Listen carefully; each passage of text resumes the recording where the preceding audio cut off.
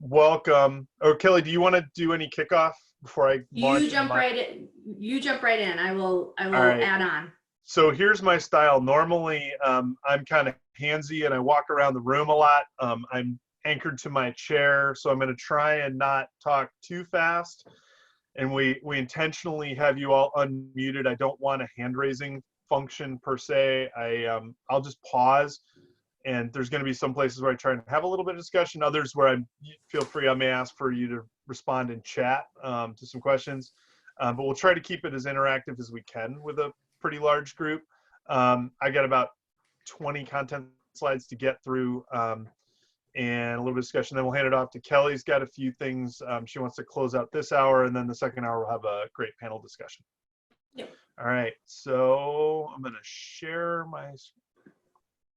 I can't share my screen while the other participant is sharing.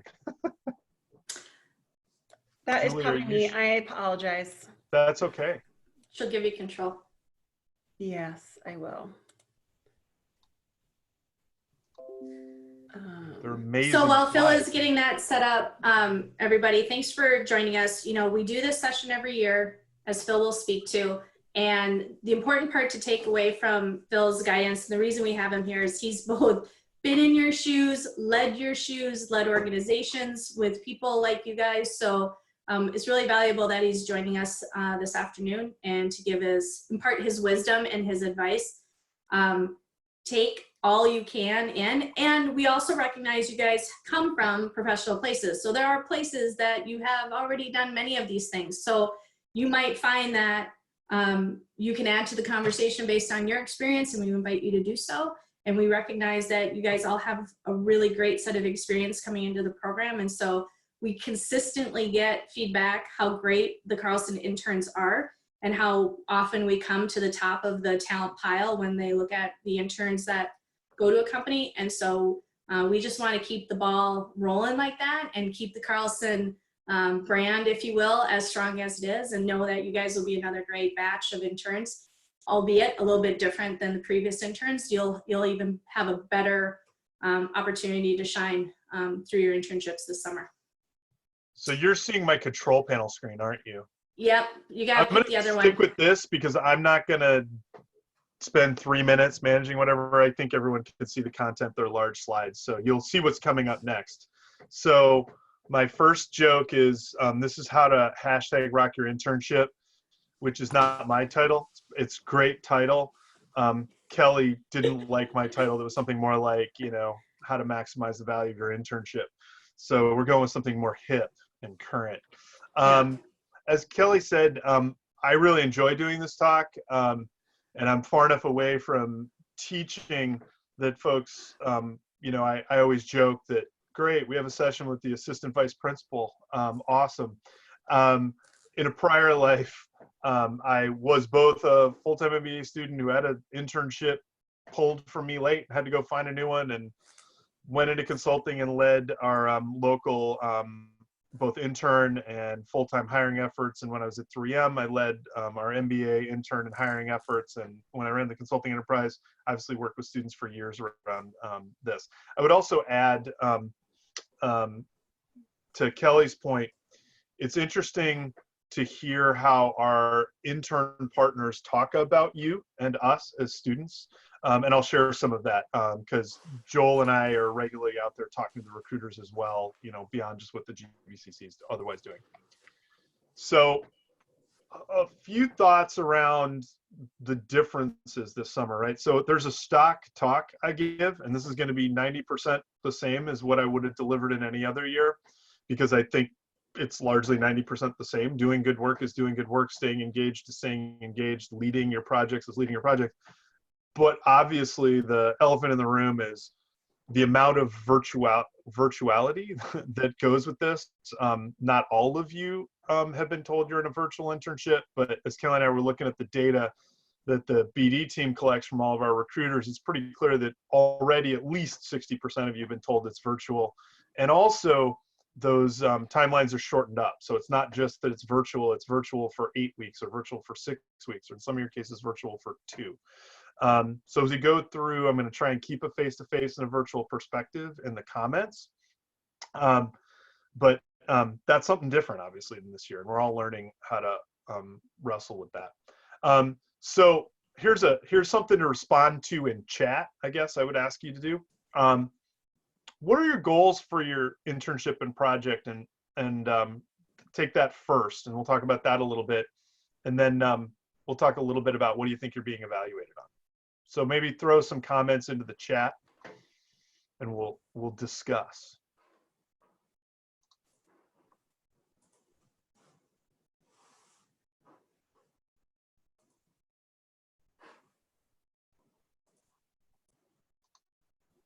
Oops.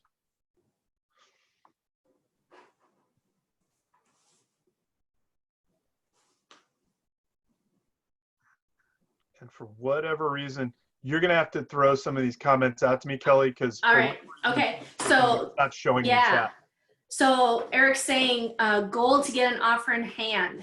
Jeffrey is saying network with the project team and other company contacts to set up my full-time offer. Mm-hmm. Ryan's saying to gain professional experience and build my network. Juan is saying get a full-time offer. Gauging the fit for a long-term career, says Matt. All great answers. Yep, agreed. And I'll come back, and thanks for sharing those. I will comment on those in the next slide, because we'll talk a little bit of that. But yes to all those, right? So there's not one goal, there's many, and your goals will vary depending on what kind of internship you have and the perspective you're taking in. What do you think you're being evaluated on?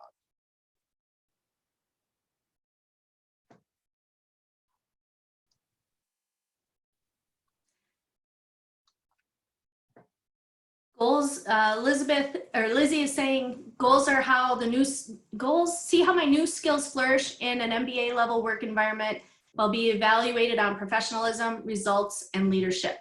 Mm-hmm. Sammy thinks it's fit. Pawan is talking about the quality of work and cultural fit with the company. These are great, guys. We is saying how I fit with the project and the company. Davi's saying cultural fit, work ethic, leadership. There you go. So here's my answer. I think all those things are good answers, and they're all right. What I would emphasize for you is at times I think we as students who are focused on our professional development can think that my goal is very developmental oriented and very personal, and it absolutely is. But you want to also understand that the goal, and keep in mind, if there's an offer to be had, you want to get it and stay focused on that as well, and understanding how you're going to be evaluated and how you're going to be scored. And we'll talk a little bit more about that as we get into it. Even if you determine that this is not the place you want to work, getting the offer kind of changes what your fall looks like, right? Because I tend to think of it as, if I get an offer at company X, well, then I don't have to look at a bunch of things, because even if this isn't my favorite, it's probably better, in quotes, than a number of things. So it radically kind of simplifies your fall, right? And if you don't get an offer at a place that it offers, that will come up in your interviewing process too. Well, why didn't you get an offer? And you have to spend a little bit of time talking about fit, or how the summer went, or the weird relationship you had with your boss, or whatever it might be. And it's just much easier to say I have an offer, but I'm really excited about the opportunity we're talking about in October with Company Z, right? So you want to impress, build, support, and develop experiences and stories you can share. The other thing is perceptions. Something to keep in mind. How you show up in one place, as I say here, is how everyone assumes you show up everywhere. So, as Kelly was alluding earlier, professionalism at all times, right? So you want to convey the digital and virtual image, if that's how your summer's going, that you would want people to perceive at all times. It's interesting, as we see into people's homes, as we see people's family, as we see how they choose to dress up. I've been interviewing candidates for a job opening that we have, and it was interesting, and I was pleased to see everybody was actually in a suit and had really clean background and whatnot. You don't need to be in a suit every day for your internship, but do you want to be in a hoodie? Maybe the hoodie's appropriate depending on where you're working and what kind of projects you're working on, but maybe it's not. So there's not a right or wrong answer, but be evaluative about what makes sense in terms of both your visual image, but also how you come across, organize your work, how you communicate, how you follow through, all those things. And ultimately, I forget who had said fit earlier, but they're hiring you, not your work product. So I think it's a mistake to assume that great work will sell itself. That may be true, but it's often not true. And you can actually have a project not go great and get hired. You can also have a project go really well and not get hired, right? Because they're hiring you, and that fit piece is important. Also resourcefulness, and I think resourcefulness is going to matter even more this summer, because you're probably going to have to be a little more persistent and scrappy in building relationships and in connecting with people, because it's not just in the cafeteria. You can't just show up and see people. You'll have to be purposeful and thoughtful around scheduling. So if you keep in mind, the goal is to get an offer or get a recommendation, I would say, from your boss. Even if there's not an offer available, get that strong recommendation. Manage your perception and be resourceful. Okay. So guys, do you guys remember from the newsletter last week, pop quiz, who remembers like the average in an average year, how many interns, what percentage of the class on average gets an offer coming out of their internship? 60%. 60%, way to go, So that's on average. And so this year's different, right? We don't know what the conversion is going to look like. And I want you guys not to be afraid by that, but just be thoughtful around it. And those 40% are for a lot of reasons. It can be, it wasn't a pipeline role. It can be you chose to, you knew it was not something you were going to do, but you wanted the internship for the experience. Like there's a lot of things that come into that. And to Phil's point, you will have to share what that story is as part of your overall story. But I want everybody to know, like in an average year at 60%, this year's probably a little bit more of a question mark, might still be that way. Companies are reaching out to us already to plan for fall recruiting. So that's really encouraging.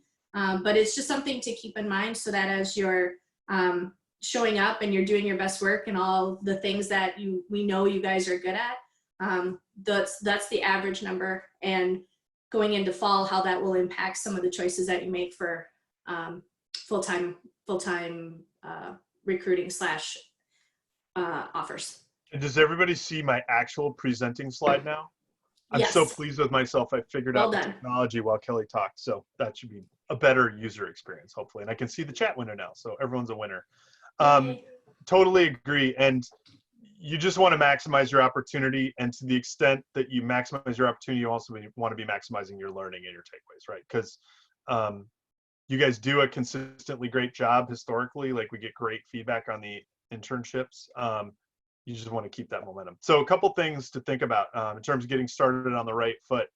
As soon as you know you have an offer, you know what company you're working for, and you have the opportunity to kind of follow through, hopefully on all the great research you did preparing for the interview and that selection process, but extending it, right? Are you reading the paper? Are you following, the stock? Do you understand what the CEO has said in the last 2 weeks? You may even, for some of you, get an early insight into what your project's going to be. So how are you using your time now? And I'm not suggesting you need to be spending 50 hours a week on that now because you have finals and you're wrapping things up. But as you have time, how do you begin to dig in? Once you get started, it's really important to clarify expectations, responsibilities, and deliverables early. And I'll talk a little bit more specifically about that and my suggestion for an approach in a little bit. But get started, right? Hit the ground running, particularly on these short internships. Anytime you can buy in any accelerated process you can implement is going to be important. I mean, it's challenging to get all these things done usually in a 10 or 12-week internship. It's certainly going to be aggressive in 6. Presumably, they're also giving you different scope projects, but you don't necessarily know that till you're there. And definitely develop a work plan and scope. We'll go into that in more depth. Okay. So some of you, I can't remember if we showed this slide or we talked about it in orientation at some point. This is my standard kind of enterprise consulting process 101 slide. So each of you is participating. I think all of you are in at least one of the enterprises. You're also taking other courses. You have tools and frameworks that are being provided to you through one or more channels. You know, use those tools. As I tell my teenage kids, use your tools. So things as simple as a problem definition template, as simple as creating an issue tree, and I'll talk a little bit about the issue tree in more depth because I think it's sort of a Swiss Army knife of a tool to help you be effective and plan. And then being a clear communicator, right? How do we plan and stage our work over the summer, both so we get it done effectively, but also so that we show that we have that skill set and that process and that mindset to our potential employer, right? Okay, so I would call this an issue tree. You know, I still teach this tool extensively in exec ed. It's very, you know, Siddharth and I are very, you know, there's not much space between us in how we teach problem solving, critical thinking. You want to start, if you think about your project or your set of projects, what in fact are you trying to do? And you know, this could be a 2-hour class, but I would just say you want to start with a single sentence definition of what your project goal is. And do you actually have buy-in to that project goal? Then how do you decompose or break that down into major sub-questions or lines of reasoning? And I'll show an example on the next slide from a past consulting enterprise project. How do you then go about solving that problem? What kind of information are you going to need? What kind of analysis are you going to need to do? And what's the actual information source, and like what kind of timeline do you put on it? So if you think about this as like an Excel spreadsheet that I would tend to use, it might be 20 rows, it might be 40 rows. It's not 150 probably for most summer projects, particularly 4 to 8 week ones. But it helps you organize your thinking, and it accomplishes a few things. Important things. One, you're organized. But two, it gives you a framework to communicate with your boss, peers, colleagues, whatever the set of people you're working with in your summer internship on, your thought process, but creates a clear mechanism for them to provide feedback on your thought process. And it enables you to lead the discussion versus just saying, what do you think I should do? Or what do you think? It's much more effective to say, here's kind of how I've broken it down. Here's how I see it. How do you see it? What feedback do you have for me? Is a much more powerful conversation, right? And that opens up for much more dialogue and iteration that's effective versus just kind of chat. And here's an example of one. This is an old project. And I always show a real example de-identified to show that it doesn't have to be perfect. It doesn't have to be beautiful. It just needs to be clear, right? And so this was for a client, Mayo Medical Labs, back in the day, a number of years ago, when they were trying to understand a routing structure for delivery. You can imagine a $1 billion+ lab that picks up samples all over the country. And they were not, they knew they were not maximizing the value or optimizing that route structure, and the fact that they actually had people out all over the country all day, every day, that could also be building relationships, right? So we broke it down in this mechanism. A couple of important things. The team understood what all these things meant, but more importantly, the client knew what they all meant. I would encourage you, as you're thinking about and organizing your work for summer, that you're not done planning till you've driven out all the way to sort of the right-hand column here, where you know what information you're going to use or that you need to answer the questions, how you're going to get it, and the complexity of getting it, and then prioritize it, because you may not be able to do everything. Because if one of these is do 20 customer interviews, that might take you 4 weeks to get those all done. Another might be a data dump from the data warehouse that took you a day to get and 3 days to do the crosstabs and do the analysis, right? So, but it's important to do your work planning. It's important to your work planning to be thinking about what you actually need and how hard that data is going to be to get. Because then that also structures a discussion with your supervisor about what's practical and not practical, what you really could do versus what's ideal, et cetera, right? So a lot of this is meant to both organize your work, but also to structure that dialogue and then make you more effective, and you know what you're crossing off the list as you get done, and you know what fact set you're working with. I'm going to pause because that's like a dump on projects, and I would just open it up to questions on anything so far, questions on this, and I would just say you can type your name in, but unmute yourself. We don't have to do it through chat. I'm happier to have live discussion, actually.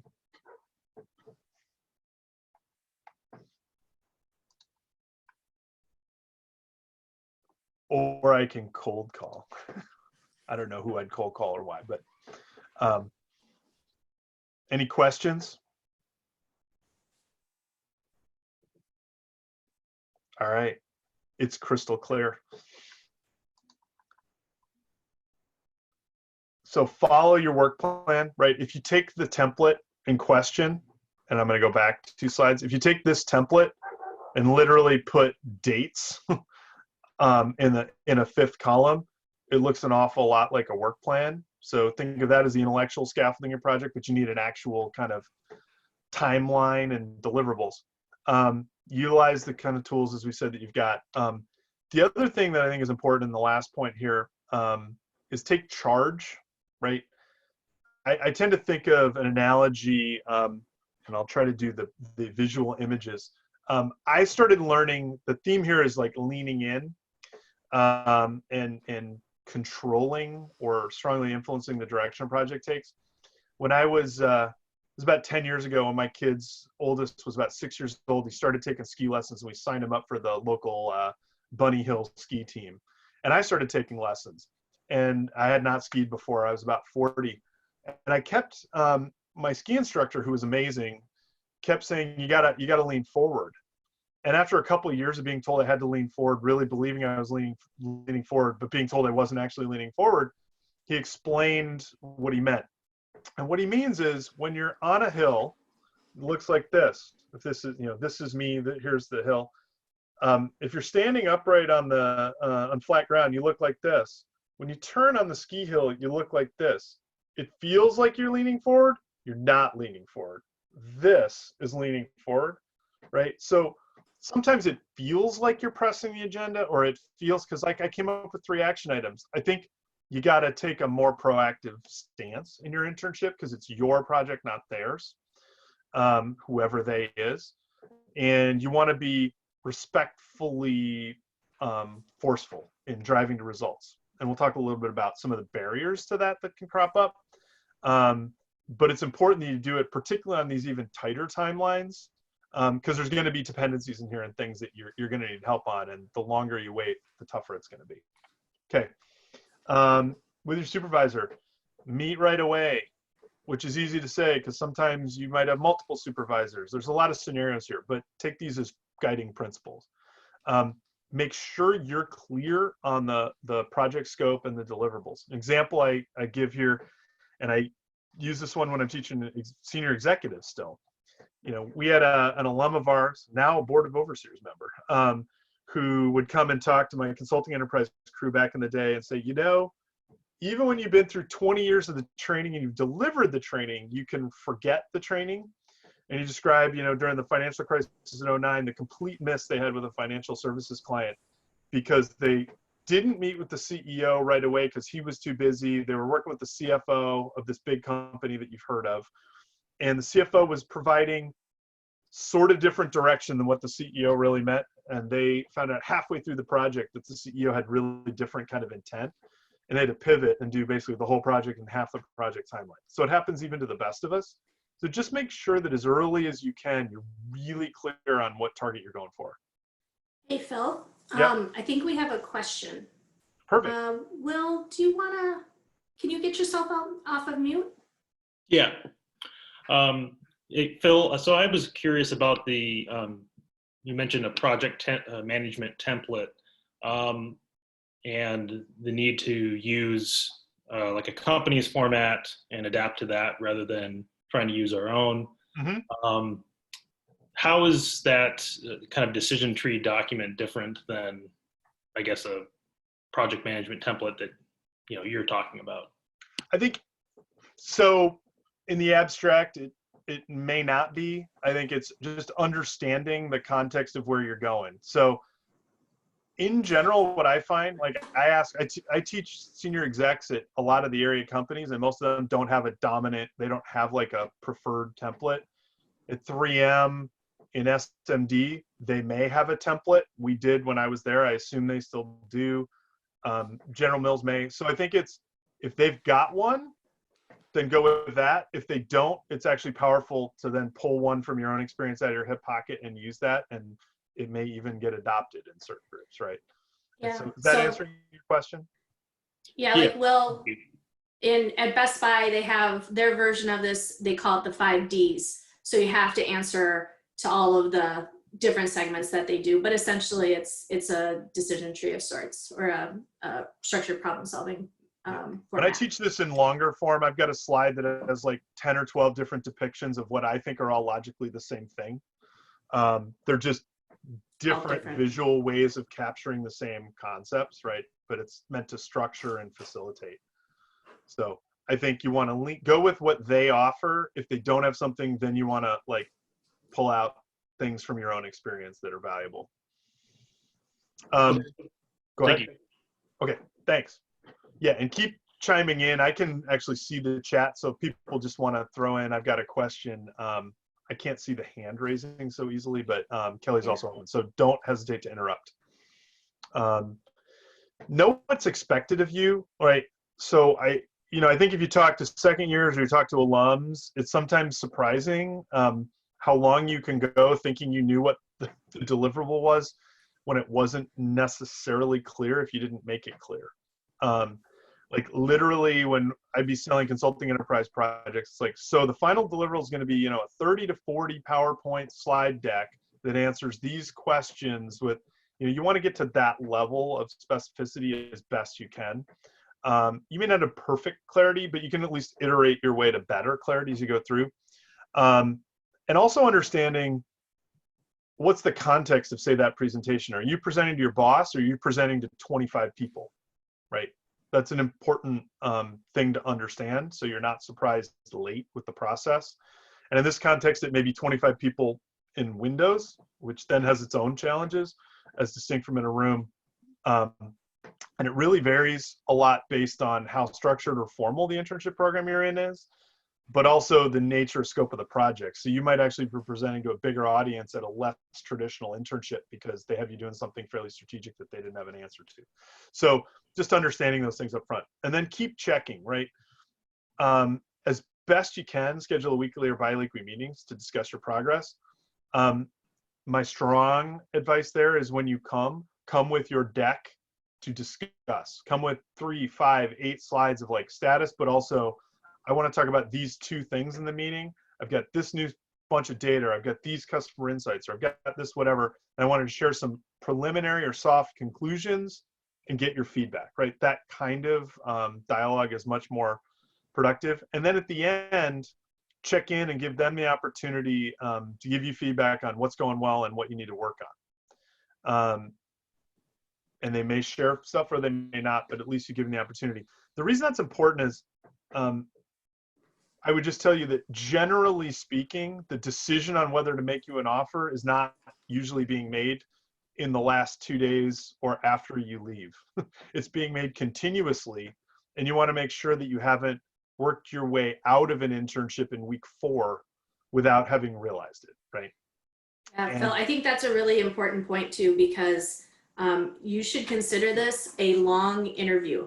Yep. Like this is not just about the output, although that's part of it, but it is absolutely how you show up in all of those places and meetings and whatnot throughout the course of your time there. Yeah, and I say this not to have you angsty about everything you do at all times. Just be aware, if you do all the things we're talking about, you should be fine, right? Be professional, be organized, lead discussion, follow through. Those are all the kinds of things people want to hire. But don't forget that you're on an extended interview, particularly in the more structured internships. There's a whole plan sitting behind how they're orchestrating that summer for you, right? All right. Project communication. engage, and this is where I think you're going to have to work on over communicating, if you will, in a virtual environment. Like it's a challenge for me, for example. My communication style is very drop by people's desk, have a 5-minute chat, communicate stuff. And it's like, for me, it's taxing to write long, thoughtful emails or to be clear in that way. I'm much more verbal. Well, that's harder in this environment. So you're going to have to adjust your style and think about what works in terms of keeping people engaged. Maybe you need a few more check-in meetings, but you got to schedule them because it's virtual. Or maybe you need to adjust your style and give more thoughtful weekly updates on what you got done, what you're working on, where you're going. It's going to vary based on your supervisor style and how large a team you're working with. You may be a rugged individual doing a thing, or you may be part of a larger group and you've got your chunk of work. So context matters. The other thing that I would always encourage everyone to do is to build allies for your project. And so by that, we mean from beginning to end, are you engaging people as appropriate so that they're not surprised at the end and you come up with some conclusions that are surprising to everyone in a bad way. I don't like surprises in projects because they could be good or they could be bad, but I'd rather just know how we're doing. So pre-selling. Pre-selling starts with showing them the structure of your logic up front. Here's how I'm breaking the project down. I mean, that's called stakeholder management, right?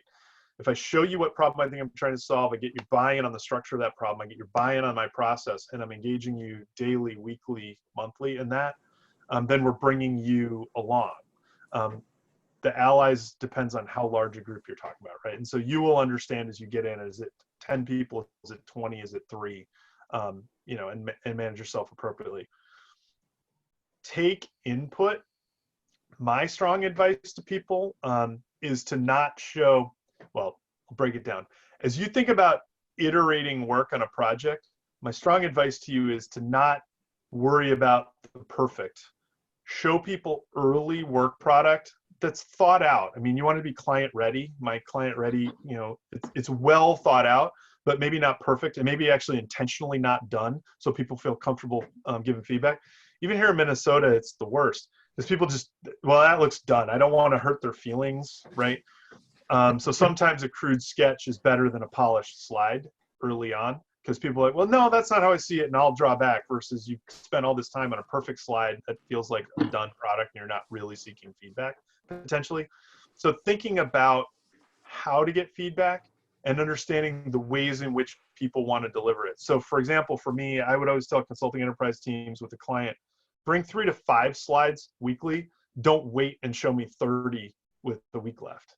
Because 1, your thinking's got to iterate and build, but 2, it's going to take me 2 hours to thoroughly go through the 30, whereas I can probably get through the 5 in 20 minutes thoughtfully. It's just, you have to keep going back, and you can't really just focus on the 1 idea or the 2 ideas you want to talk about if the whole thing is there. So think about how to parse and chunk that out appropriately for your audience. And by the time you get to the end, nothing should be a surprise to any of the important people. That's really important, because that doesn't always go the way you hope. Any questions or thought around these before I plow on? So I had a question about the communication part. Yeah, go ahead. Yeah, so in my case, like I have 2 managers, and how do I actually bring in both the stakeholders? Because like one manager is really close and like close in terms of how I report to them, but how to manage multiple stakeholders so that like somebody's ego is not kind of hurt when I'm just communicating with them, that aspect especially. So a couple thoughts on that. 1, you certainly want to ask both of them how they like to be communicated with.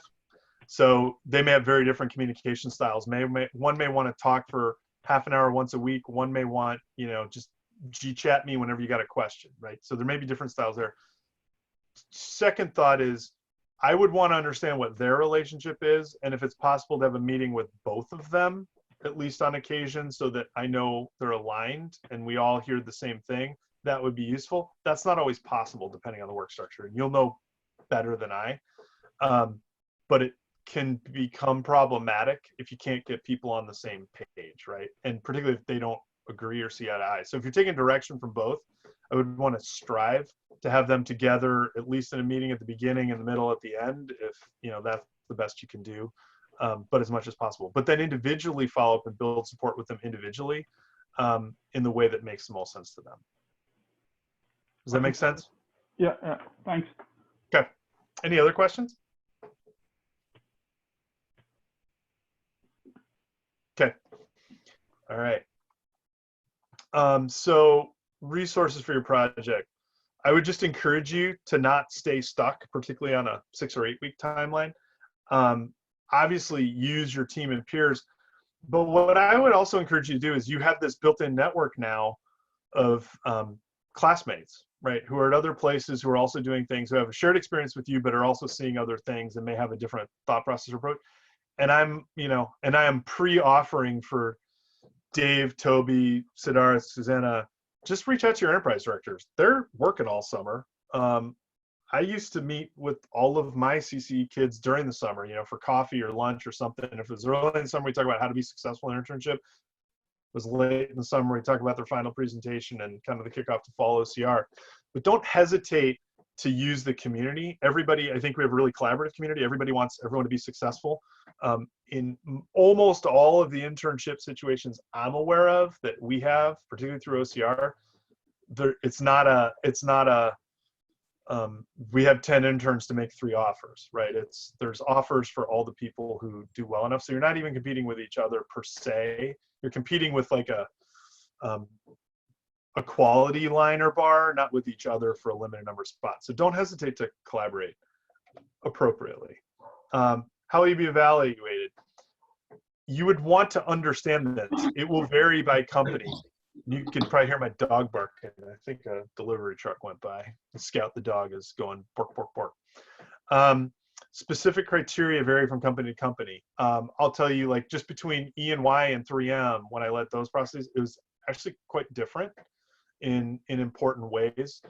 And like at 3M, culture fit, some of those things mattered a lot more because we were trying to hire people we thought could be directors at a diversified manufacturing company in 10 to 12 years and lead a large global business ultimately, which is really different than we're in a place where 20% of our staff turns over every year and we want smart, hard chargers who are problem solvers and good with clients, right? There's a lot of overlap, but it's not 100% overlap. And then you just understanding how and when those criteria get applied, right?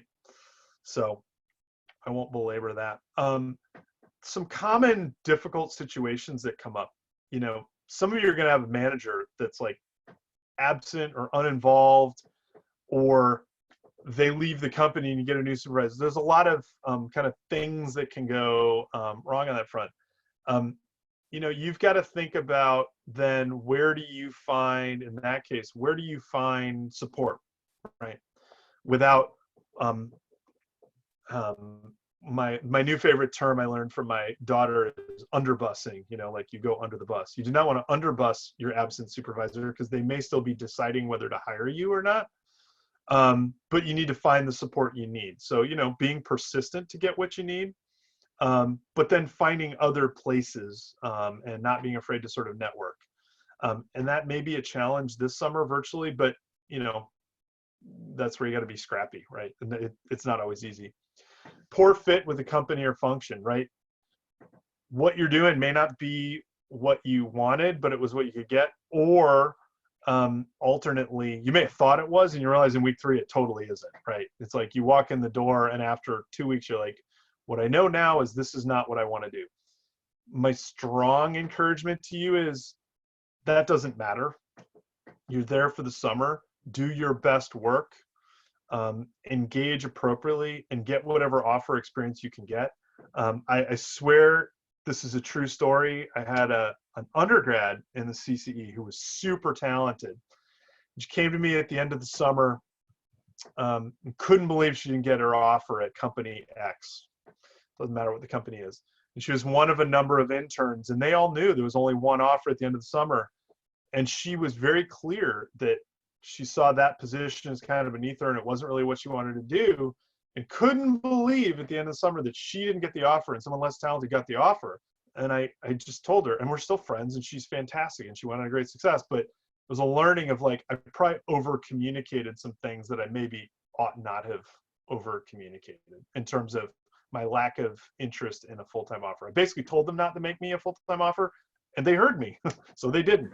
And that was like in 08, 09 when there were not jobs flying around, right? So be thoughtful, and this goes back to how you represent yourself and how you show up. Yeah, Kelly. Hey, so Phil, we have a question. So Harsha, why don't you unmute? And then when Harsha is done and you've answered his question, I have an item on this slide as well.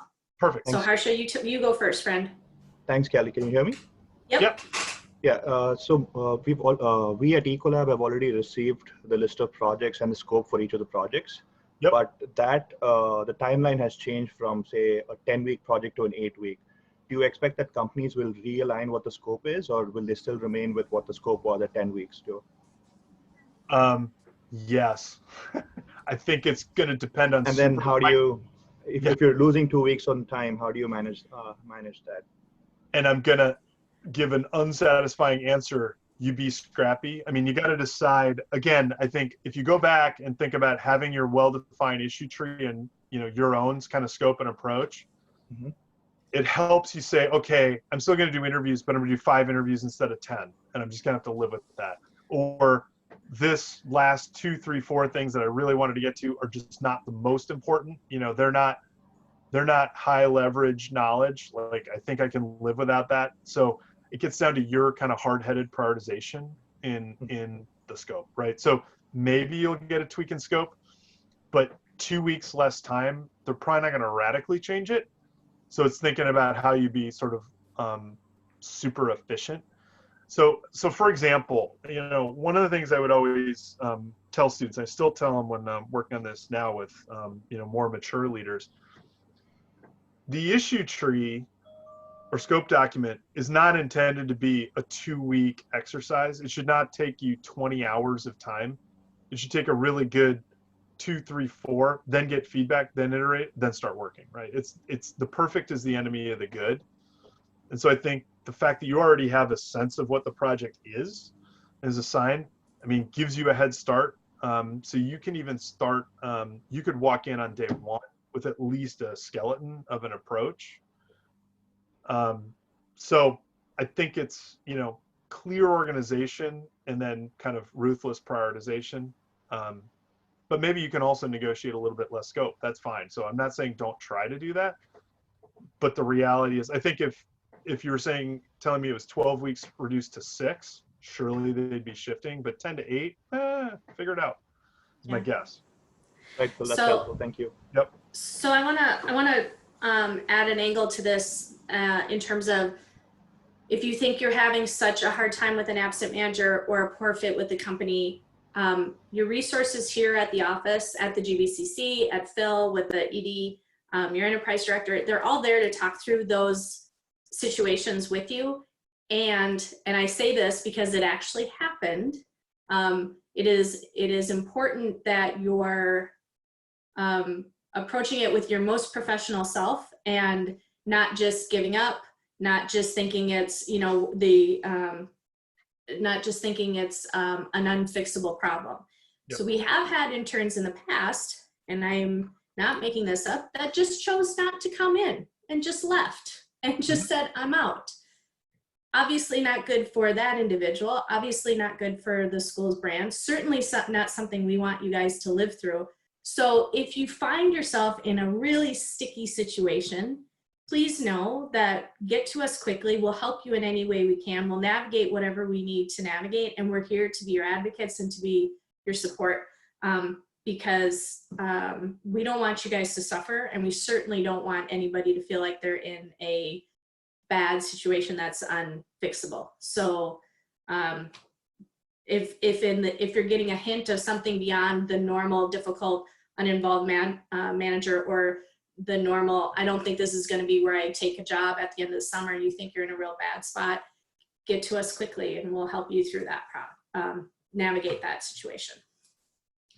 and then I'm gonna like the project changes scope midstream. Like Harsha, thank you for your question because I just answered that same question, right? I mean, I think it's largely the same answer. It's if you've planned thoroughly, it's actually easier to pivot and rescope than if you sort of were just floating along in the stream and didn't exactly know what your approach was.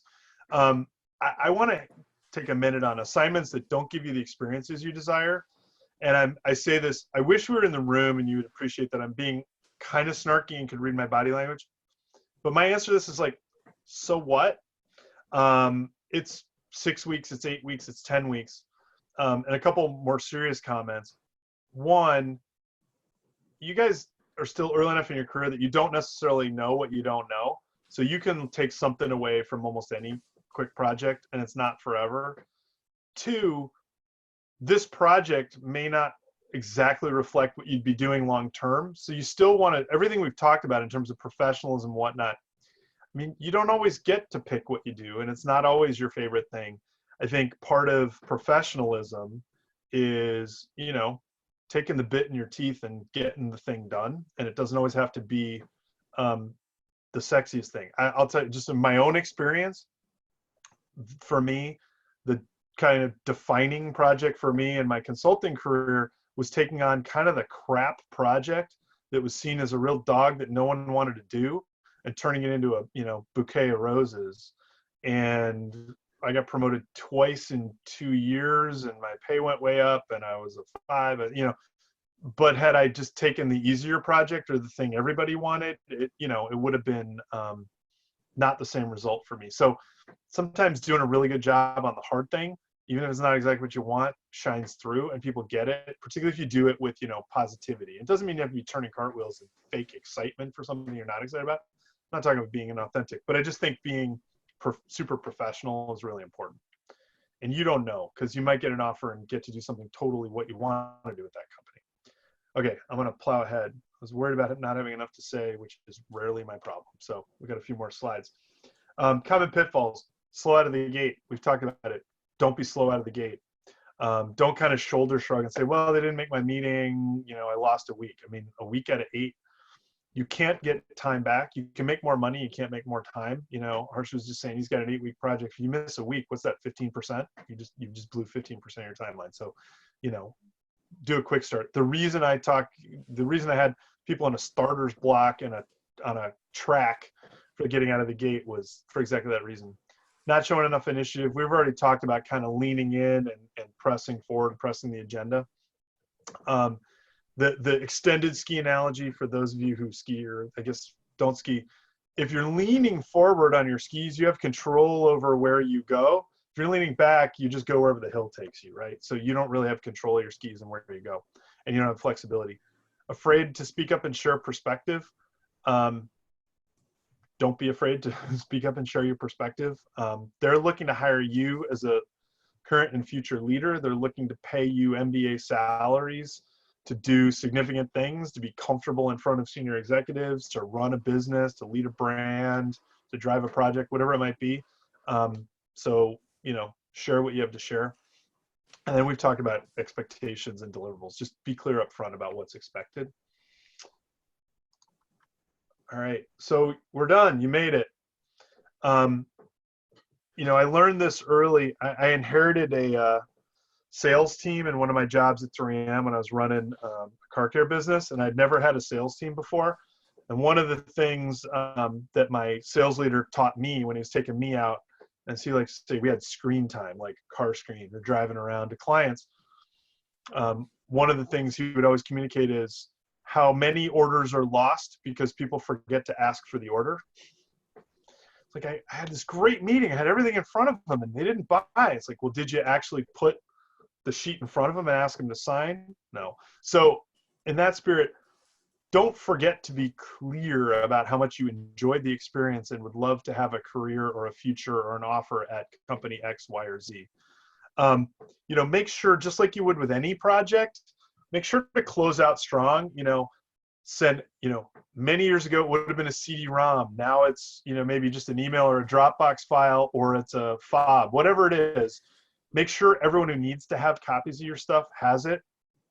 And, you know, in my mind, I would often talk about putting the cherry on top. Don't just give it to them. Have it organized, have it cataloged, have it clear, you know, make sure they can recreate your work. Do a really professional job of that hand up and wrap up and handoff. Send thank you notes. I'm not a big handwritten note person. I'm an email person. You know, I think, you know, Kelly can maybe correct me because I'm sure we teach everyone, but I'm like, whatever works for you, but be grateful and thoughtful and share that thanks with folks. And then leave a strong final impression, right? And then some virtual considerations just to kind of close out. Be visible, right? We've talked about this. Networking still matters. It's just going to have to be different, you know. Figure out, are there virtual happy hours going on with the company? Figure out how the current teams are getting together and organizing. You can still access the company network and figure out people you want to reach out to. Don't hesitate to reach out for like a coffee chat. I'm having a coffee chat tomorrow morning at 7 a.m. with a senior leader at 3M who's a friend of mine. And we're just like, all right, we're just going to drink our own coffee from our own pot. And I'll probably be in a U of M shirt, not in a collared, you know, with a jacket. But, you know, whatever makes sense and as best you can. We talked about relationships and allies and be on brand, right? And let them know you want to be there. I don't know, Kelly, anything you want to add? Yeah, just a handful of things. So one of the questions that came up offline that I wanted to cover is, you know, you don't have the ability to walk out of the room with somebody when a meeting is over and say, hey, what you said was really impactful, or what you said made me have some more questions. Can we meet? And so it's going to be incumbent upon you to do some more reach out. And so when you're there, when you're in the midst of the project, you know, get to as many people as you can. And the networking still is important, right? Like it's not going to go away. So if you know people heading into it, do that before. Like if you're trying to get yourself grounded and you're trying to get a lay of the land before you walk in the door, go for it. Then when you're there, you can work with your project team and your boss, your boss's boss, and you know your stakeholders.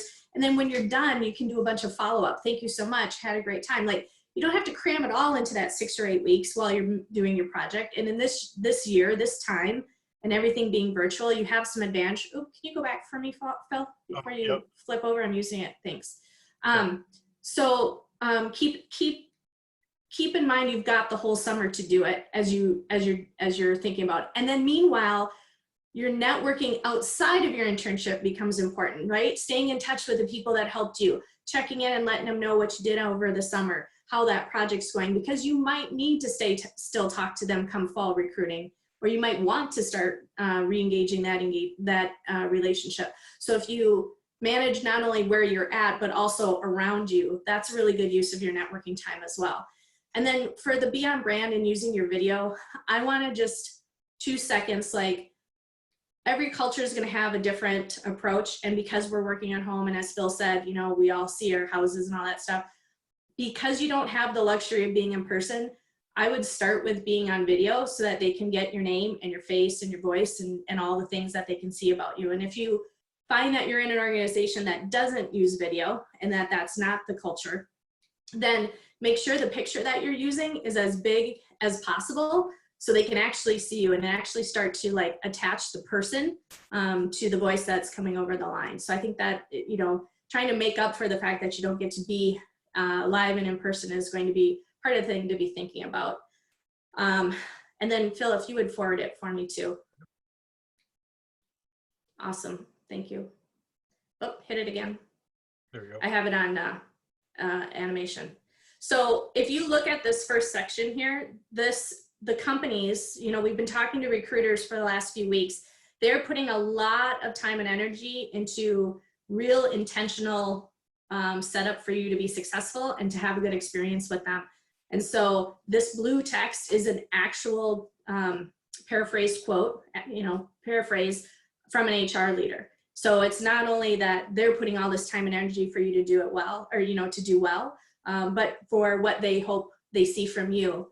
And I would just reiterate that when they're inviting you to something, show up, even if it's as non-eventful as a scavenger hunt through their website, or maybe there's a coffee chat that they're trying to set up between interns. Don't miss an opportunity to be visible and be part of that community, because that's A, the best thing you're going to get given the current environment, and B, that's how they're keeping track of who's doing what.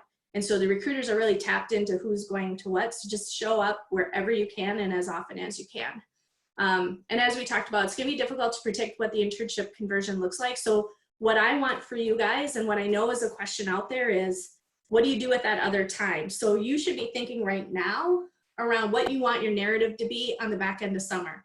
And unfortunately, you're not going to see or know exactly what that looks like until you get to the end of August. But what you can do now is be intentional around it. And so if your internship is 8 weeks long, do you fill it in with other stuff, whether that be pro bono work, whether that be project, whether that be upskilling on a particular software, you know, doing Tableau, all of the things that might help you be more competitive on the backside, so that you can share with them, like, what does that story look like? Collectively speaking, what does that story look like? And so as you look for things, there's website, sorry, I didn't mean that. There are Google Docs we've pulled together for volunteer opportunities. There are projects that you can take on that, you know, small startups are in need of bodies and hands to help with things. So take advantage of those to help do, if it is a project that you didn't particularly find passion in, or if it was an assignment you weren't getting the experience you want, there are other ways to do it. And I want you to navigate opportunities, use your network, use, you know, resources to help find things that will round you out by the end of the summer. And I see a question came through. What have you been seeing students do to fill the half of their summers, shorten internships, and filling with lost income? So I am not able to talk to unemployment benefits. That's definitely outside of my wheelhouse. What I can tell you is each student is going to make their own choice around how to fill in that time. And I had a question earlier today in a different meeting from a student around, you know, what would it look like if I took something that in the past would have been considered underemployed? So my example is, if you took a job, and I'm not saying this is not my direction, guys, this is my example. But if you took a job and you were doing an Instacart job because that was going to bring in dollars to help you pay bills and feed your family and make sure that you've got your roof over your head, then by all means do that. If ever there was a year where no one's going to judge you for a job that in the past might have been considered underemployment, that's not on the table. So I don't want anybody to not take advantage of a pro bono project that might give them some skills, or a job that will pay them so that they can pay their bills. All of that is going to be fine.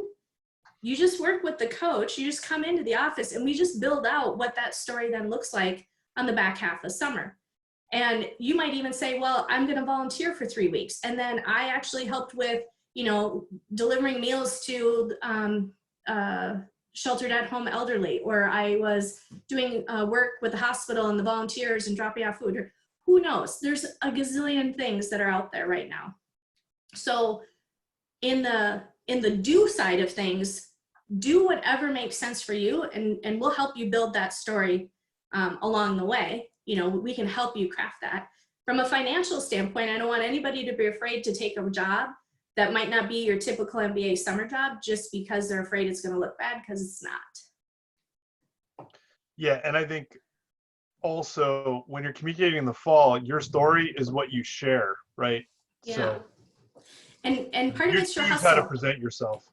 Yeah. So and you know, a great story is I ended up with a 6-week intern. So what I did was, and then you showed how you had the hustle and you found a project to work on, or a thing to do, or what I chose to do is train, and I now know how to work Tableau, and you know, all sorts of things are possible. And it's always your choice to have how you position it. All right. Okay. Was that? Cool. That's it. Let's end the May 7th webinar. I didn't hit all the bells. Yeah. So next week is a webinar that we're hosting over the lunch hour on Thursday. And I want to encourage everybody to go, because we have 3 senior leaders, one from Optum, one from Amazon, and one from Starbucks. Thank you. Thanks, Julie. So there are 3 senior leaders giving you perspective on how they're approaching, how their companies are approaching taking care of employees, and how they're being mindful around the employee needs, and what advice they have around how you show leadership in this time, and how you sort of manage through it from an individual standpoint, and what it means to you in your career. So that's on Thursday at 11:30. I really want to encourage you to sign up in Talent Link because it's under workshops and we are trying to get a count. So it's not just going to be a blanket URL. So if you would be so kind as to go out to workshops and sign up for it, that would be fantastic. So that, and then of course, as you guys all know, the GVCC is not going away. We are working from home, but we are here and here all summer. So appointments are still there. Check in, have conversations with a coach, have conversations with me. We want to hear how you're doing. We want to help you, and we want to make sure that this is as successful as a summer as it can possibly be. Cool. Good luck, everybody. Yeah. So here's where we are. We're a few minutes ahead, which almost never happens. So we're going to take a 5-minute break, and we're also going to get the panel set up. So it is 5:32 right now. In 5 minutes, we're going to start up with the panel. So what I would just invite you guys to do is get up, get a stretch, grab something to drink, grab your snack, and then we will invite our panel to get all set up, and we will jump right into the second half of the program. Phil, I want to thank you for spending the evening with us and giving us your advice. I have heard this 5 times now, and every year I'm reminded and or learn something new. So thanks for coming and imparting your wisdom for us. We appreciate it. Thank you all. Good luck and enjoy the panel. Cool. Thanks, everyone. All right, so 5:32, we will be back at 5:37. Thanks, Phil. Thanks, Phil. Yep. Bye, guys. Bye. Okay.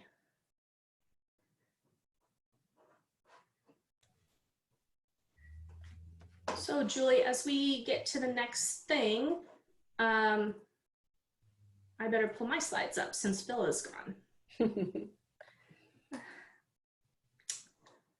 So.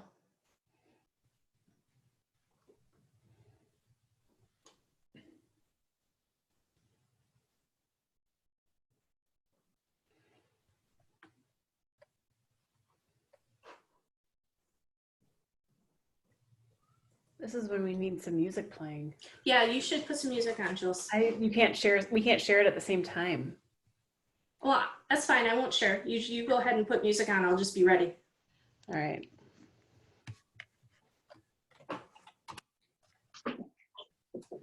Hey Kelly, it's Tanner. Tanner? How you doing? I'm good. Are you gonna be with us for 5 minutes, or are you going to get off to your? I can. I have the final at 45, but I can be here for a little bit. Yay! Thank you. You're the best.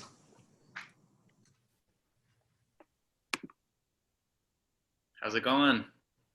What up, Steven? Hey guys. I can't get my video to work for some reason. Oh, this is great. I suddenly realized we're getting fancy using Zoom all the time now. Yeah, we're learning every day a little bit more. smiling, 'cause you were smiling, and we're all in this together. I'm made of atoms, you're made of atoms, and we're all in This is like the theme of the GVCC right now. Is that still from Brian's list? Yeah, this is from the Brian Mogrant all created in this together playlist. together. Yeah.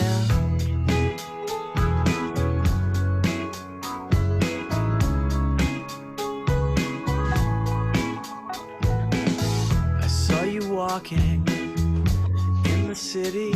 We're all in this together.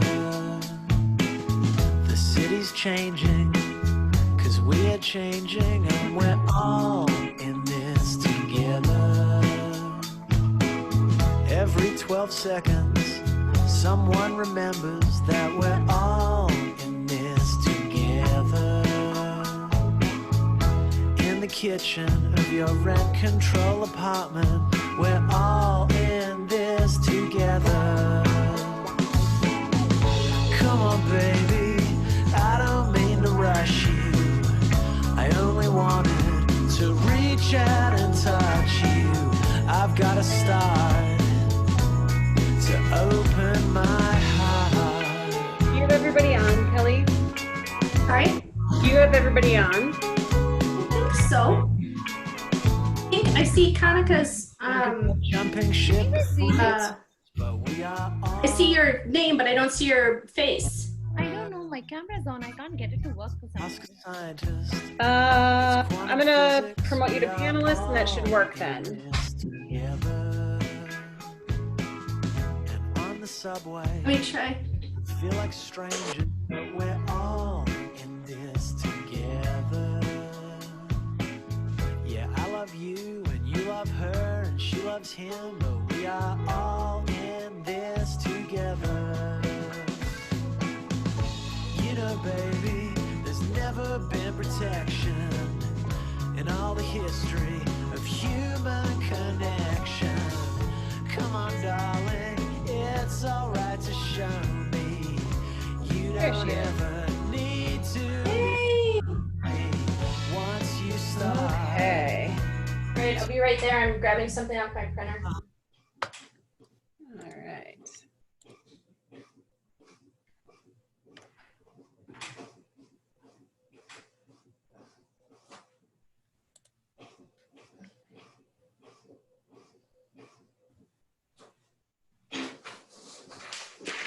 All right. I think everybody's back. Everybody's back. Started, Everybody's back. Welcome back, everybody.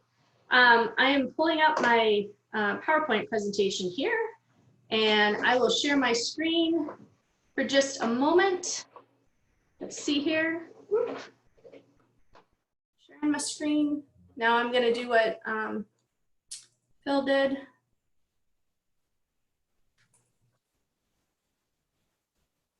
All right, we have a great panel. All right, what do you guys see? We can see the whole presentation. There you go. Better? Yes. Awesome. Okay, so what I cannot see at the moment is the chat function, so I'm only going to keep this up for a moment. We have 4 great second-year panelists who have joined us today. We have Bria, Jason, Kanika, and Tanner. I'm going to give them the opportunity to share their, to introduce themselves, tell you about their internship, and then a little bit about the project that they worked on. The other thing that we're going to do is I have, you know, as you guys know, all too familiar with this format, I have a handful of questions that I'm going to start with. But this is really about what you guys want to know and to get the real scoop and to hear it from the people that lived it last year and their advice. And so I don't have 40 questions, I have 5 or 6. And so start thinking about the questions that you want to ask, and then we will help share it to the group at large, okay? Tanner, I know you have a final and you're spending some time with us. So if you would not mind starting the panel off with where you interned in your project, and then we will go to our other panelists as well. So yeah, definitely. Thank you. First. Perfect. Appreciate it. So everybody, Tanner Fuchs, I interned at Medtronic this past summer, and specifically the brain modulation team that sits underneath RTG, which is one of the 4 major business units. So I worked on like 3 different projects. The first one was more of a go-to-market strategy, or analyzing a go-to-market strategy for all of RTG. They were looking at bringing in the sales force inside, so creating an inside sales force, and then being able to help lessen that burden of the field sales force. The second project I worked on was more oriented towards a new product launch. And so I worked with the sales leadership and then also brain modulations leadership to develop a program and a process to evaluate sales reps' performance, and making sure that they were going to be prepped for the upcoming launch, which is actually supposed to happen next month. So that's going to be a little tricky because it is an elective surgery. And then my third project was really developing, I like to look at it as more of a pitch deck for the new product launch. We used it across everything internally, and then it's also going to be our external marketing material as well. So it was as broad, some strategy, some actual tactical type work, but it was quite rewarding in the end. So yeah. Awesome, thanks. Bria, you are next on my screen, so I'm going to call you and ask you if you would share your story next, please. Sounds good, thanks, Kelly. So I am a career switcher. I was a food scientist working for Cargill prior to business school, and I interned at Land O'Lakes last summer. So staying in the food business, I worked in their ingredients business, specifically with specialty powders, so processed cheese products.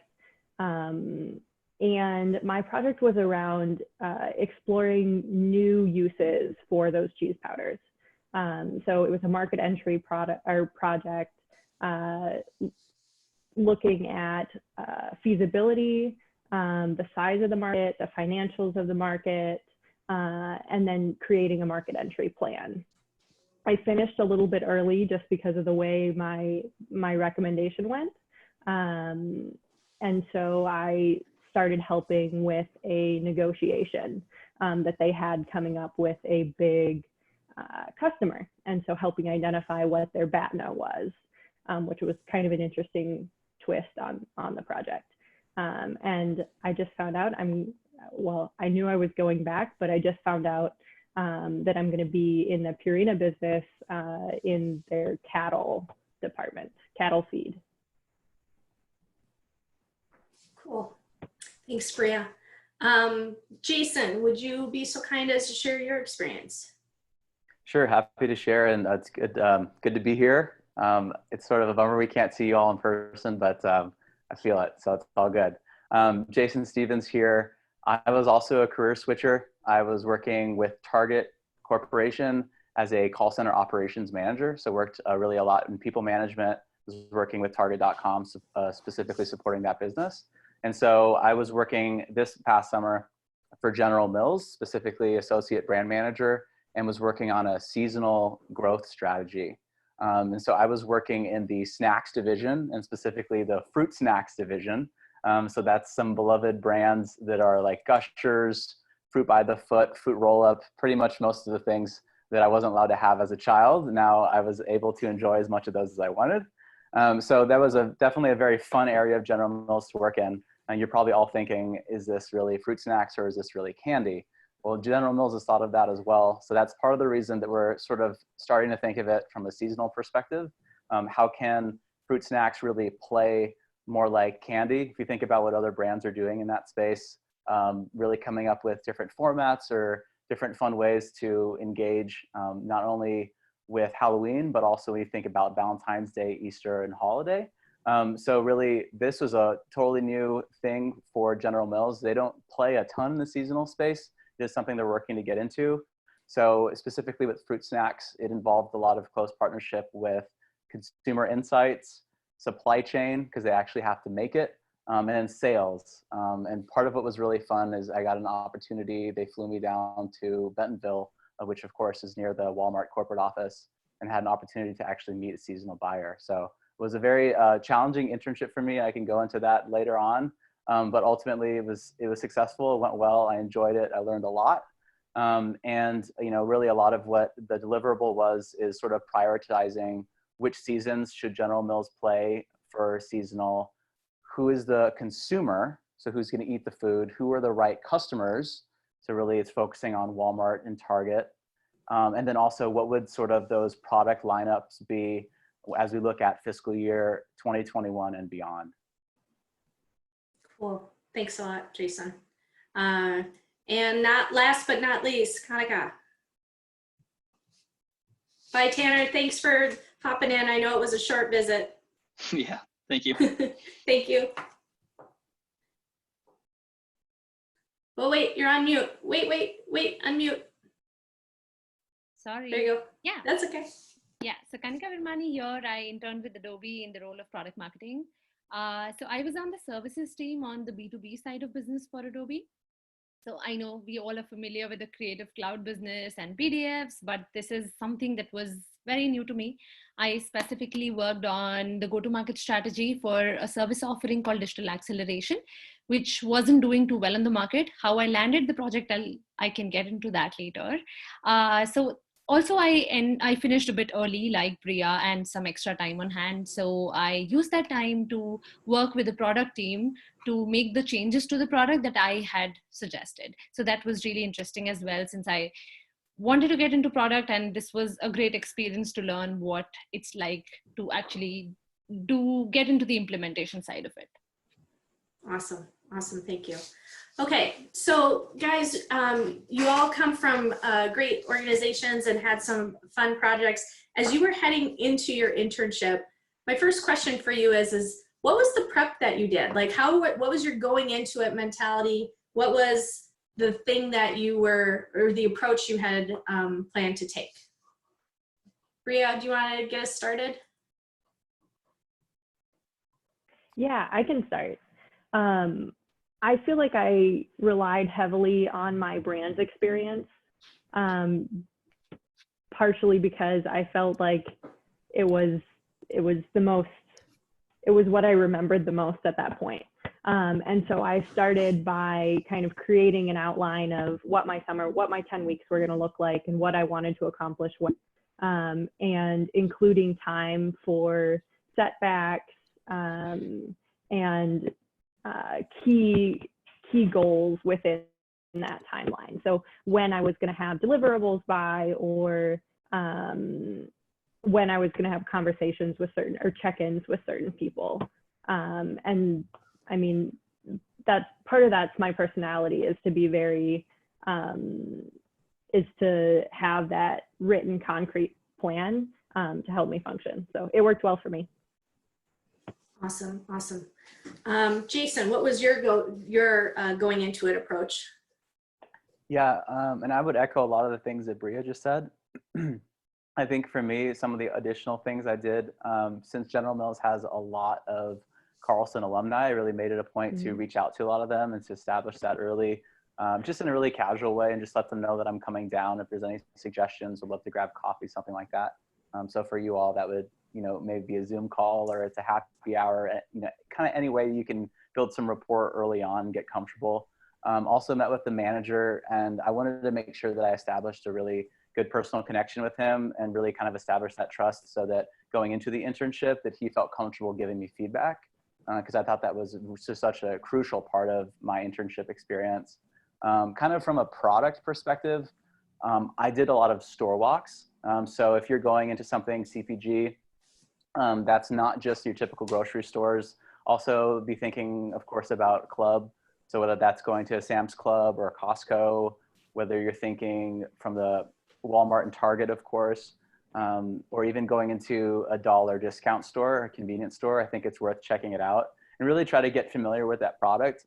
So I went on a road trip and I bought a lot of fruit snacks, and I just enjoyed them. And I think if you can have a little bit of fun with your product, I think that goes a long way. And then I guess on a more serious note, like if you want to get into the 10K of the company, kind of try to understand what their strategy and their financials, read up on their news, I think that's another really great way to approach it as well. Awesome, awesome. How many fruit stacks did you in fact consume, Jason? I'm going to plead the fifth on that one. Okay, that's fair, that's fair. Kanika, what was your going into it approach? How were you thinking about your internship? Yeah, I think Bria and Jason covered a lot of what I had to say. But in addition to that, as I mentioned, the B2B side, or the digital experience side of business, was a whole new territory to me. So my plan was to have a good understanding of the B2B business and the offerings before I actually joined. And since services was really new to Adobe as well, so there wasn't much information available on their website, but I read whatever I could find.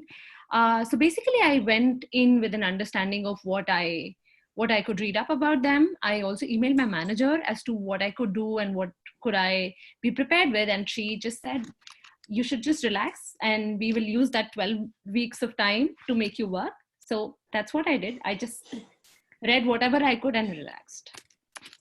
Awesome, awesome. Okay. When you're thinking about last year in your internship, tell me what the most challenging part of the internship was, and tell me what the best part of your internship was. And Kanika, I'm gonna, since you are the last to talk, we're gonna let you go first this time. Okay, sure. So for the challenging part, I think normally what happens in internships is that they give you a project. A project is assigned to the interns, which they work on during the duration of the internships. And some interns who I spoke to, even they were assigned a project even before the internship started. My team was an exception. It was a very new team. It was like a startup within Adobe. So when I joined, the team was in the middle of something, and they, for an entire week, they asked me to just settle down and read through stuff. I was getting really anxious. In the second week, when I asked about my project, my manager told me to make my own project or find my own project. I honestly freaked out. I mean, how are you supposed to find a good meaty project, and how are you supposed to know that it is enough to get you a full-time offer? And obviously time was a constraint too.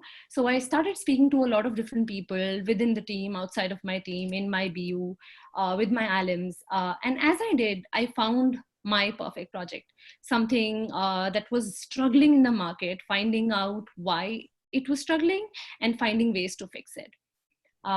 In terms of the best part of my internship, I think it was the fact that I was surrounded by the most amazing people.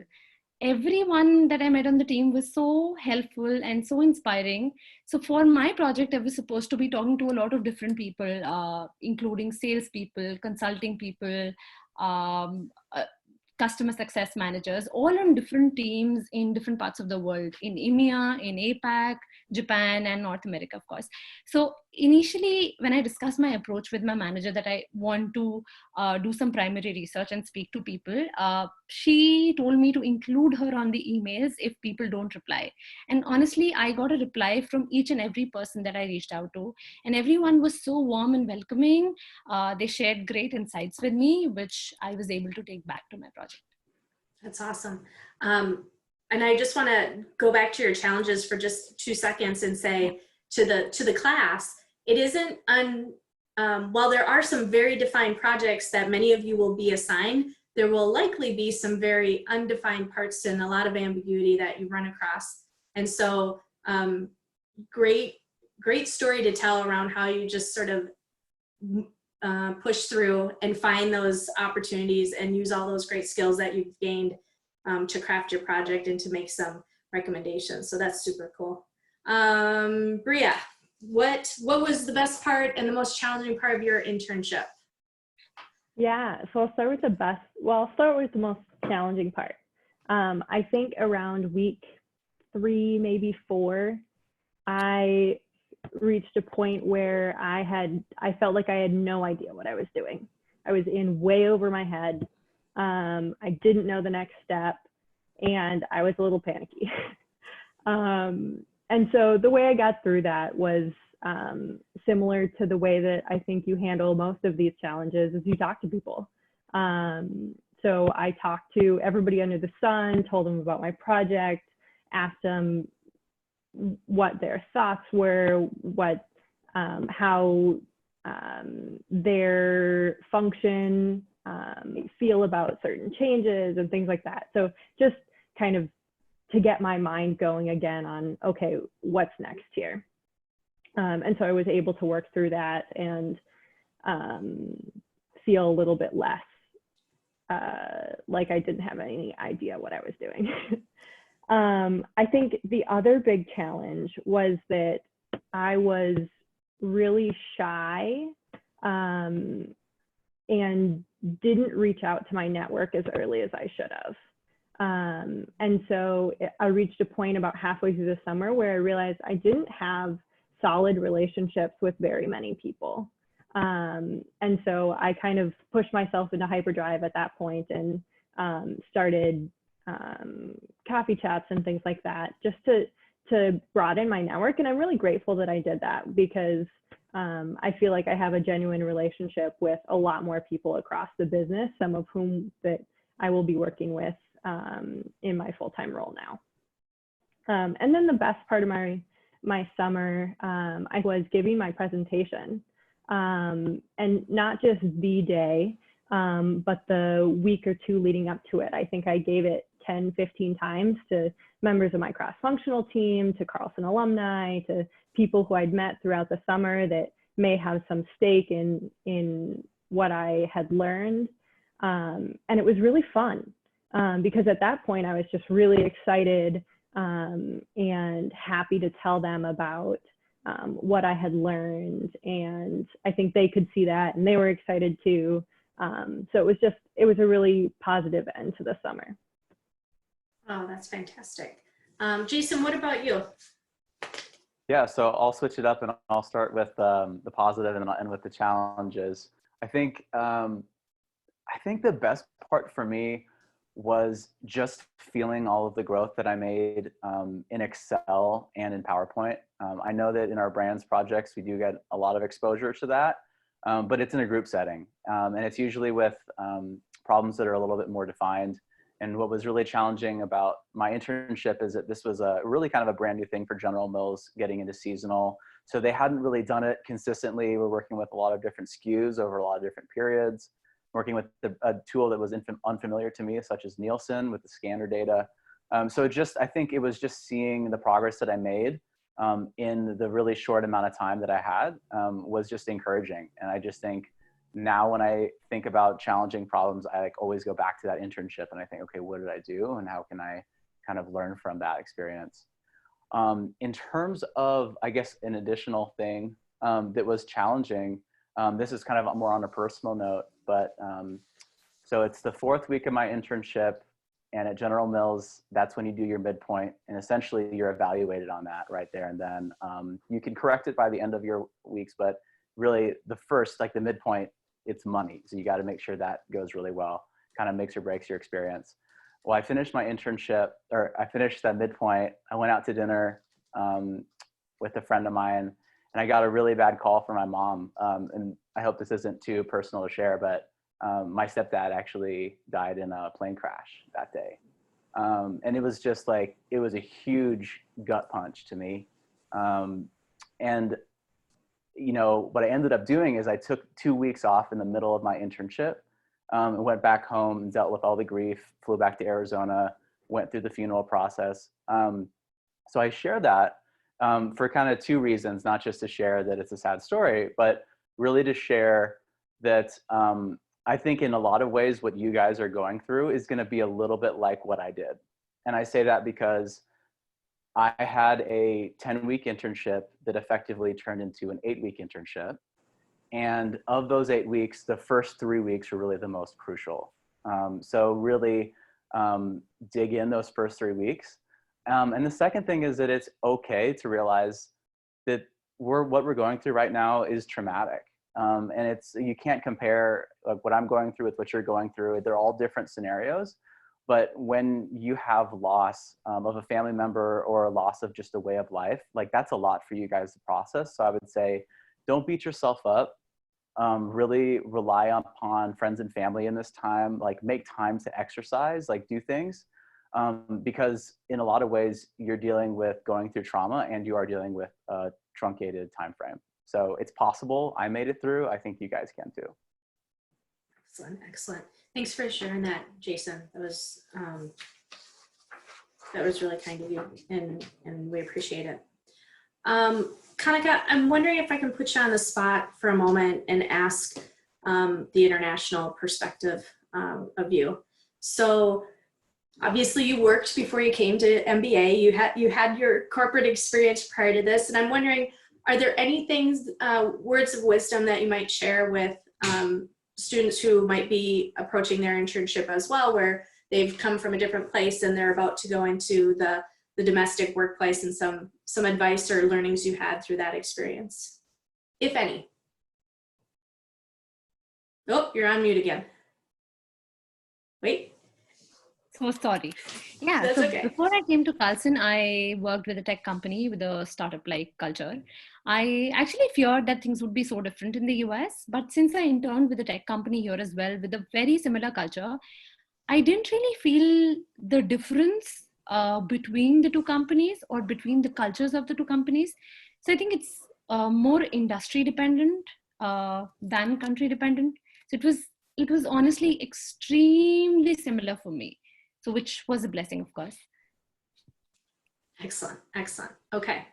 So guys, I'm gonna ask them, the panel, one more open-ended question, but at this point, I would love for you to chime in. So chiming in can be putting yourself off of mute and hearing your voice, because we would love to hear you.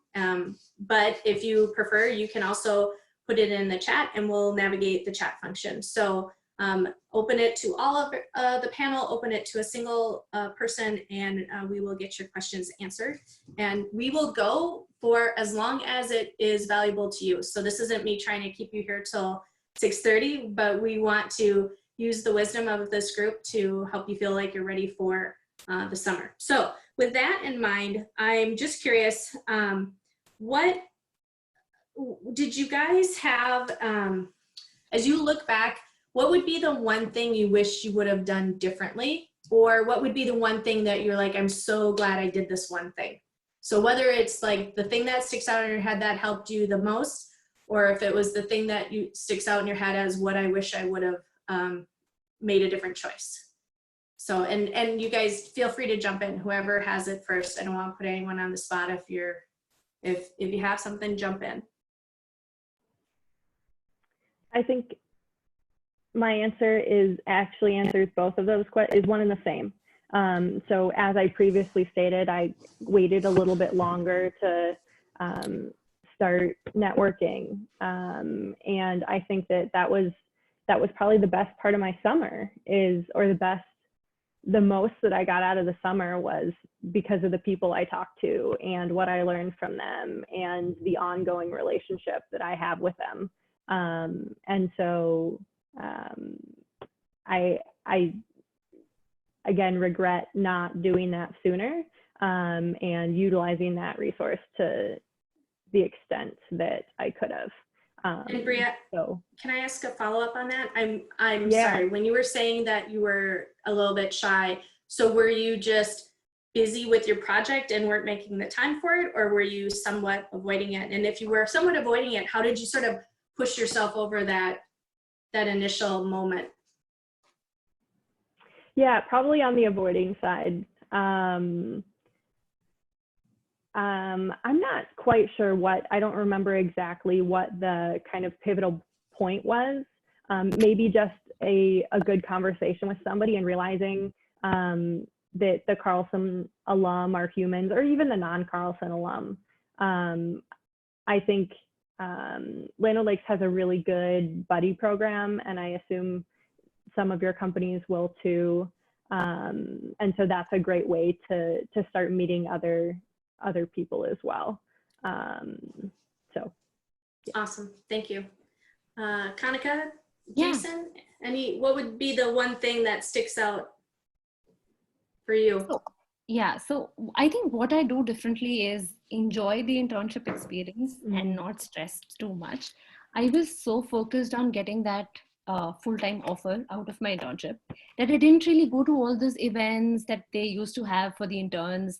And I think to your point, Kelly, you mentioned earlier that they're also gauging how involved you are. And I honestly, in the very starting, I wasn't doing that. I was just making sure that I'm networking with a lot of people, working on my project, making sure that I'm finding a way to avoid and like make my way into all the ambiguity. I think one thing that I did really well was I used my one-on-ones very effectively. I think, first of all, I built a great relationship with my manager, and I didn't even have to put a lot of effort into it. It was very natural.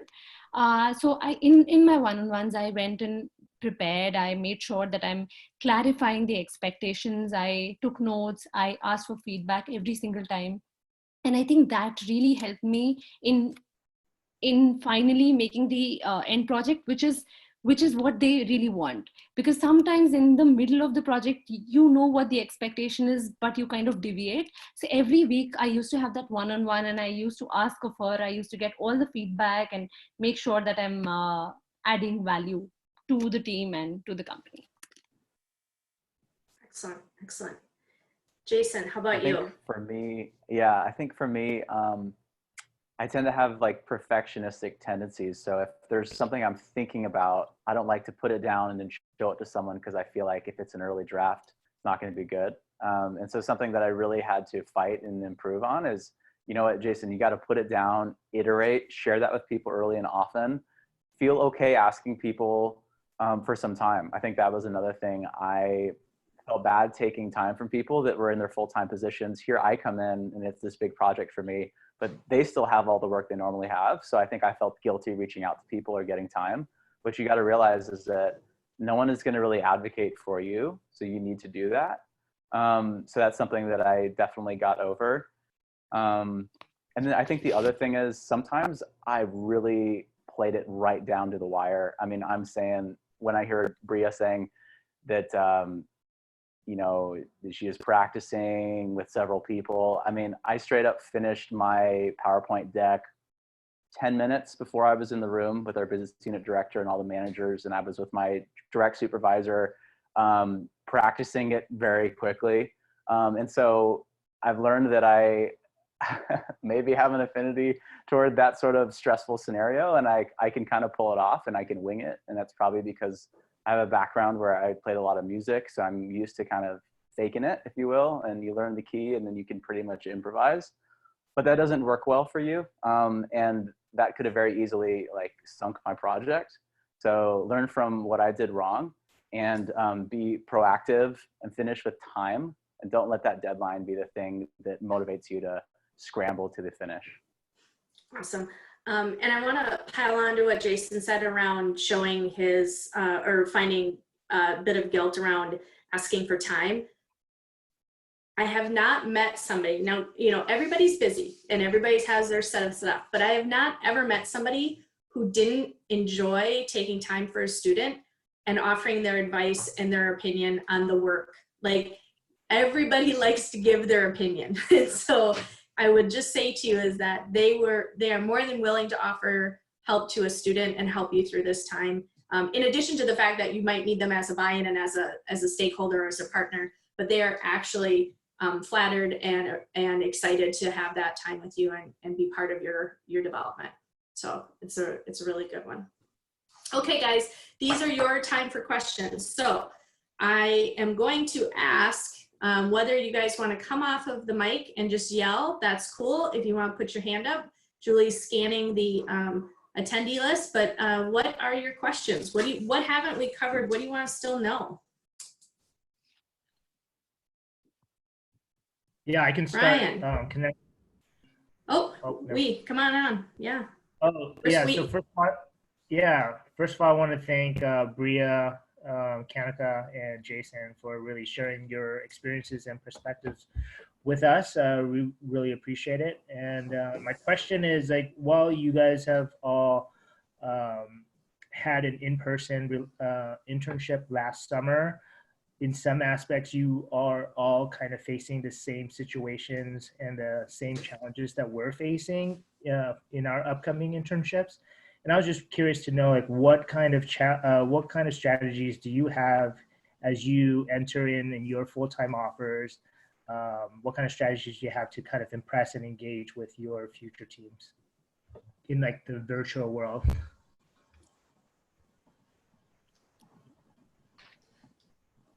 So I was just doing some brainstorming on this. My start date is in about 2 weeks. So like you said, kind of in the same boat, working with all new people, nobody that I have a solid relationship with yet.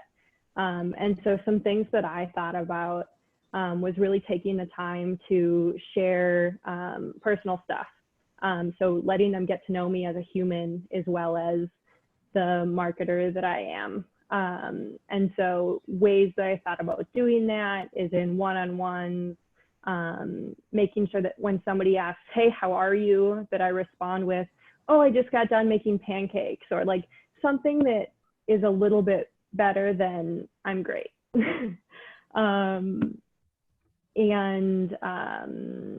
Maybe in weekly meetings, making sure that there's time to with a small team talk about people's personal lives.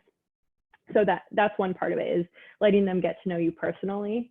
And then I think that the other thing is going to be making sure that you're reaching out to get to know other people personally. So when I started my internship, my manager gave me a list of like 25 people that he interacted with on anywhere from a daily to a monthly basis. That I should get to know.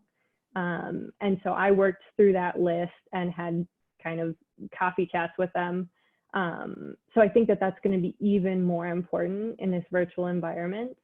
And so I'd say take advantage of any list you get like that, and or ask for it if you don't, just to make sure that you're visible and present within the organization across a broad spectrum of people.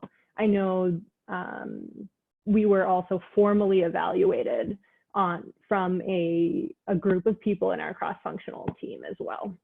So you definitely want to get to know those people as well. And this other thing is obvious, I'm sure you know this, but since we are going to be virtual, you do need to be on video. That face-to-face contact is going to be even more crucial. So that's what I'm thinking about. Great, thank you very much, Rita. Kanika, Jason, anything different? Yeah, I would just add one thing or a few things. I think just having that deliberate conversation of what are the virtual role expectations, right? And because virtually versus in person, that can kind of be different. So really learning from your manager, what are those things that really would make you an exceptional candidate starting off? Another thing that I've learned the hard way through some brands projects is that online is really tricky, especially when you're getting into a new subject matter, into a new role. And sometimes if you are talking, it doesn't work as well as showing. So maybe instead of us just having a conversation about something, what if I was to put together a super quick deck with some builds and then kind of talk through my thought process? Because not everyone is auditory. I'm not a very good auditory learner. I know this about myself. So I need to make sure that I'm writing something or I'm seeing something. And so that could very well be the people that you work with or your manager. You don't want people's different styles of learning and communicating to be a hindrance to you. I think on a practical note, I think it makes sense to get a good workstation and invest in having a dedicated space where you're going to work something that looks professional. I'm sitting on a couch right now. I would never do that if I was working full time. That's not how I would do it. And you kind of want to try to find ways to structure your day so you're not getting up and doing errands or doing the laundry or something during the day. So just practical things, but I think if you start off disciplined, it'll probably help you as you move forward. Awesome. Kanika, anything we missed? Not really. I think those are great points. In fact, even I made notes. I don't think I have much to add to that. Excellent, excellent. Ryan, you had a question. Are you gonna unmute and yes, pop your question? Perfect. So thank you all again for being part of this, and shame to Tanner for leaving. Just kidding. But I was mostly curious about your experience with the offer process at the end of the internship, or negotiation, or just kind of what that looked like. I don't know that we touched on that much. I will follow with the GBCC answer, but you guys go first. Well, I just, so I know at some place like General Mills where there is sort of this very defined pipeline, it tends to not be a lot that you can negotiate on. And in fact, I showed my offer to other people that I'm close friends with. You could probably guess who that is, but at General Mills. And so we kind of compared and it was the same. So I guess you can always try. I think I would say, little plug for Kelly and GBCC, like I think you want to consult them, but just know that if and when you all get your offers, that's a very exciting time. So I think when that happens, you guys are going to feel such a relief.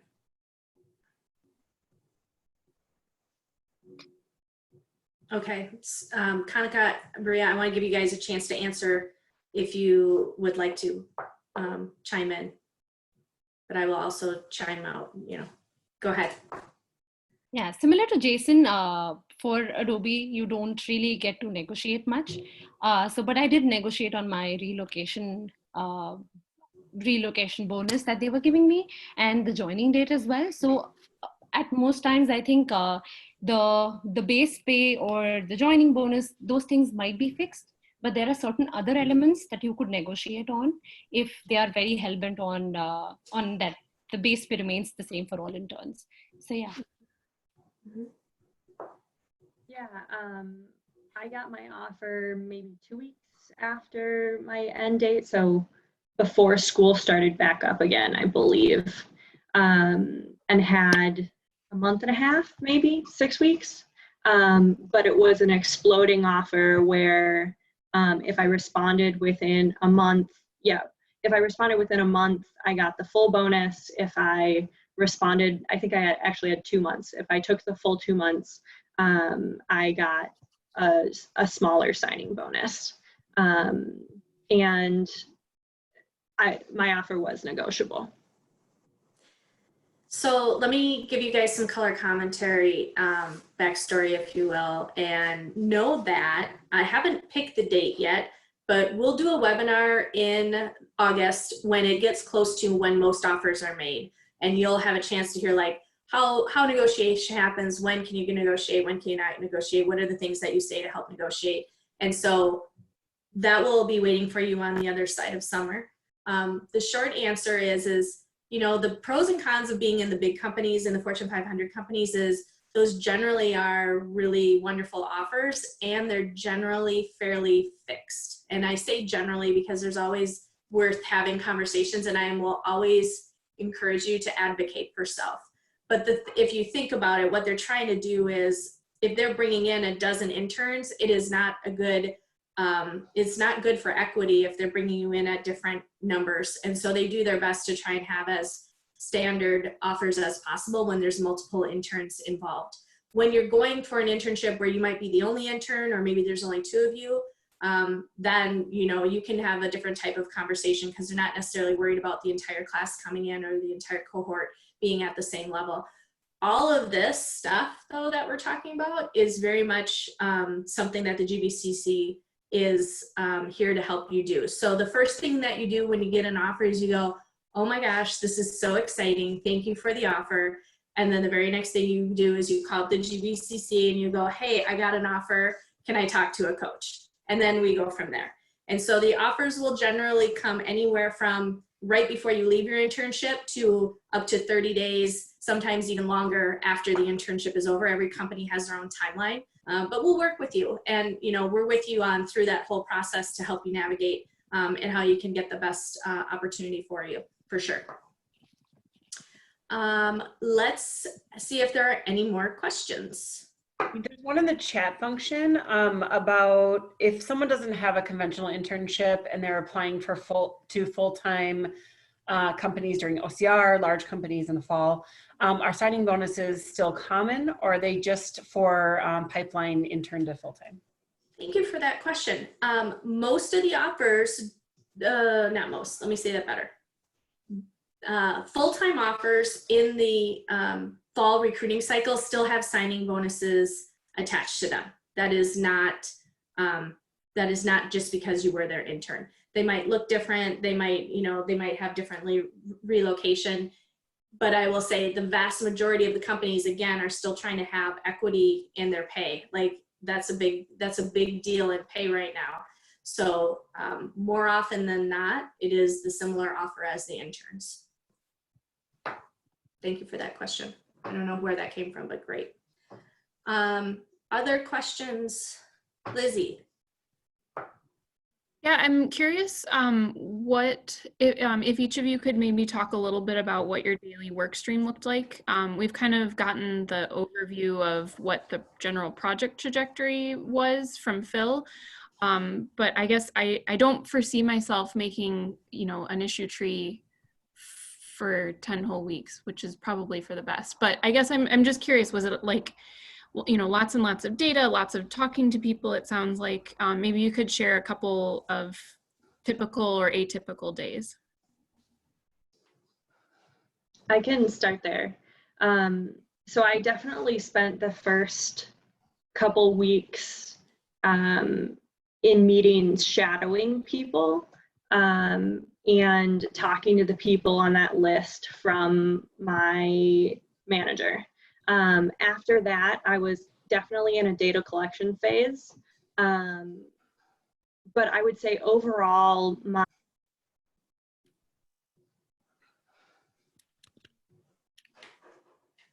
I lost sound. Did you guys lose sound? I lost sound. I lost you, Bria. Bria, I'm sorry, your sound dropped off. We couldn't hear part of your answer.